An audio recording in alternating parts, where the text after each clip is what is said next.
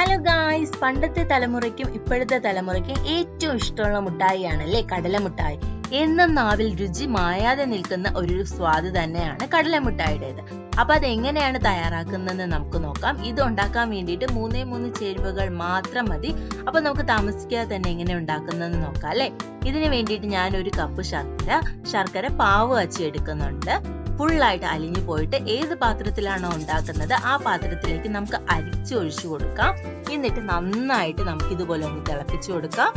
ഇടയ്ക്കൊന്ന് ഫ്ലേവറിന് വേണ്ടിയിട്ട് ഏലക്ക പൊടി ചേർത്ത് കൊടുക്കാം. ഇത് പാകമായോ എന്നറിയാൻ വേണ്ടിയിട്ട് ഒരു കപ്പ് വെള്ളത്തിലേക്ക് നമുക്ക് ആ ശർക്കരയുടെ പാവെടുത്ത് ഒഴിക്കുമ്പോൾ കട്ടിയായിട്ടാണ് കിട്ടുന്നതെങ്കിൽ നമുക്കടുത്ത് കടല ആഡ് ചെയ്ത് കൊടുത്ത് നന്നായിട്ടൊന്ന് മിക്സ് ചെയ്തെടുക്കാം. അതിനുശേഷം സെറ്റ് ആവാൻ വെക്കുന്ന പാത്രത്തിൽ ഓയിൽ നന്നായിട്ട് അപ്ലൈ ചെയ്ത് കൊടുത്തിട്ട് നന്നായിട്ട് ഇതുപോലെ ഒന്ന് പരത്തി ഇഷ്ടമുള്ള ഷേപ്പിൽ നമുക്ക് കട്ട് ചെയ്തെടുക്കാവുന്നതാണ്. ഇതെല്ലാവരും ട്രൈ ചെയ്ത് നോക്കണം, മറക്കണ്ട കേട്ടോ.